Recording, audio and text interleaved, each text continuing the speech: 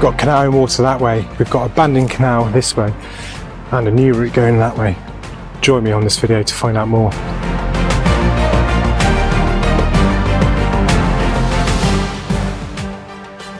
So I'm on the Grand Union, got the Iron Trunk Aqueduct just up ahead of us. I've covered that before, and I've also covered where we're going today. So you'll see here, you see old tramways here. This is an old wharf here, and down, that's the canal there, the main line of the Grand Union, and that there is the Buckingham Mile. Now this has been kind of opened recently. You can see the society boats there and a mud boat, and you can also see on the side there where silt has been deposited. This was opened last year, and I covered the opening of the bridge, so it's not open to boats yet. I mean, this first section is sort of mooring and stuff, but we'll work our way up to Bridge 1 where we're looking to it a little bit more. They're hoping to put a little swing bridge across here so you can get access to the arm a bit better. But this lock, you'll notice, is very shallow, and it was part of a flight of locks.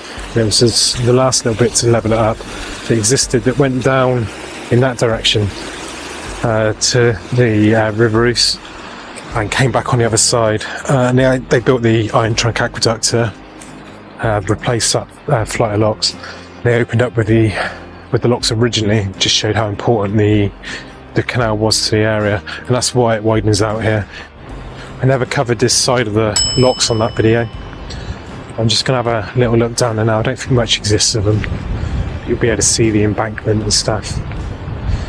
You've got moorings on this side, so it's a private path going up there, but let's drop down here to where the locks would have been. If you look at my waterway routes map now, you can see just where they went. So there's the main line of the Grand Union, and you've got the Iron Trunk Aqueduct there. You can see there were 4 locks going up on that side of the river, and then 4 locks coming up with the 5th lock bringing it up to level on this side. So we would have been walking down towards the locks now, and they'd have been dropping down through here. I'm not too sure if this is part of it. So we are on the back end of the lock according to my maps, and then you're into this wet section. I mean, the canal is just there at the top of that embankment, so it could genuinely be sort of rainwater runoff here. I'm not going to get through, I haven't got wellies on, but this could also be the canal. It's pretty much on the alignment, so it's not far off at all. I'd imagine it was all backfilled though. I can't see any of it existing now really. So we're back up onto the arm now, and this bit was never abandoned. It's been moorings for quite some time. From this point here, it was. And this is Bridge 1, which was opened last year. Davy Suchet, the actor, opened it. And they got Diana, the boat, through to start the digging. You can see this was completely restored. Here's the old bridge. We've got the bottom half, and you can see the arch on that side. That was all flattened, and that was just a farm track across the top there. This is all new build, and you can see it's been done with RSJs and sort of block and beam, so it can hold quite a lot of weight actually. One thing I like to point out on this bridge are these. You can see those long marks, that's rope marks, and that's where the old barge would have been pulled by the horse, and the rope would have gone across at the angle and worn the sides of the bridge away, and you've got it on both sides there.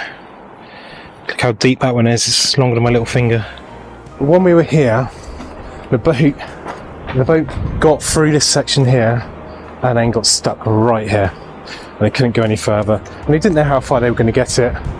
They were hoping to get it up a little bit up this section just for the VIPs on board to show what could be done really, but it got stuck and they had a bit of trouble with the boat then, so it took a while to start the restoration of this.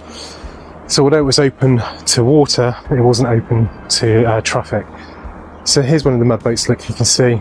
So they literally use a dredger, which they've got here, and they dig across and they put it in the mud boats, and then they go and empty the mud boats somewhere else. This was all very reeded last time I was here, and you can see now how clear it is. I think they've got some work to do on the banks here. So what they did when they filled this is they literally just flooded it, put water in it, stock planks in to see if it would hold water and try and find any leaks. So dredging has stopped for the season now. It stops at nesting season, which allows the ducks and stuff to nest without any issues. They may get licenses from time to time to do sections, but it'll all be looked at, make sure there's nothing in that section at the time. I think the hope is that they can get boats down here fairly soon into this section, and they're looking at doing some further bits up ahead as well. Just over there is, if you see in the middle of the field, there is an ice house, and that's where they used to store ice back in the days. They used to build something into the ground basically because it's insulated, and ice would go in there for you, keep your meats fresh and stuff like that. So this first part of the canal is actually the Old Stratford arm, and was a link and put in the original Act of Parliament to get to the old Roman road of Watling Street, which was actually still used as a major highway.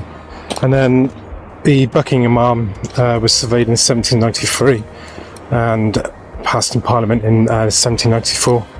That also authorised the Aylesbury and the Wendover arms as well, and that took it all the way to Buckingham then. The first section of this canal was a wider canal though, and the second section was a narrow canal. The problem is in 1850, like all canals, the railway came and the Bletchley to Banbury line was open, and that took a lot of the trade away from the canal. So in Buckingham they had problems from quite early on. The river enters a channel there, and it was depositing all the silt in the canal and causing issues. And that end was also not owned by the canal company, but to Buckingham Corporation, and they used to dump sewage and stuff into it, which obviously didn't help with silting. All this silting led to issues on that end, and it became impossible to pass. By 1904, Bradshaw's directory said it was barely navigable. There were still boats going down there, but hardly any. The dam we spoke about was actually put in not because of it had built up with silt, because there was actually leakiness in the canal. And it was in 1944 they put that temporary bung in, with, I think, hope to sort the leaks out, but it never ever happened. So down here now we've got the piling sections. This is, you can see the end of the in-water section. The canal is actually going to divert here because of numerous things. The A5, Old Stratford, is going to be difficult to get through again, as is Dean's Hanger. They are planning a new route, so it drops down under the road a bit further down, and that is going to be just over there. You might be able to see there's a river crossing there anyway. So the canal is going to come across these fields and head in that direction. Again, I didn't cover this on the last video. There's more about the bridge than the last one. This is going to become kind of a nature area, some of paddle boarding and stuff, and so will be restored to water, but you won't get narrow boats coming up to this bit. And there's been some WRG groups down here who have been helping to clear it ready. The extra water here will also help as like a reservoir as well. So a lot of these arms are originally built to feed the canal, and when they start taking water away, you've got to get rid of them. So having this non-leaky section now all the way through here allows a big store of water as well. So it's pretty good for that, for the locks we've started to walk at. So up ahead here was a bridge. You can see where it's been sort of backfilled here. So this is very similar to what they did at that first bridge, Bridge 1, and it was the top taken off and levelled off for the farmers. You can see there's been some clearance work done here. This is the start of the works. They've got a compound just here. The wing walls are still in place on that side, you can still see them. So as you can see, the channel is still largely here, and you'll notice the channel is quite angled.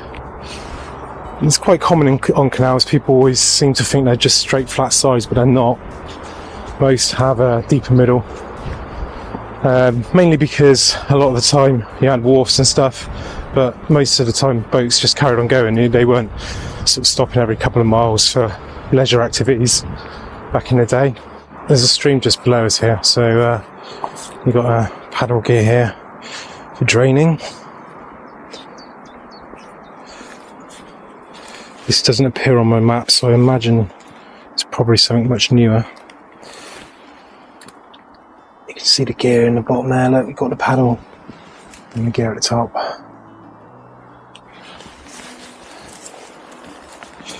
with this being sort of blocked from along here, I doubt that there's any drainage. So you need the drainage here to be able to manage the canal if they need to. There's nothing really stopping this from all being dug, lined where they need to, and reintroducing the water really. You've got the bridge back there, which I'm not sure if they're replacing or not. It's a shame really they can't put a winding hole up here and have this as moorings all the way up. There's plenty of people looking for somewhere to moor permanently on the canals, turn it into like a long marina effectively, but I suppose the management of it is not needed, and it's good to turn it over to nature as well. So before it closed, there were plans to sort of reopen the canal and restore it by the Inland Waterways Association.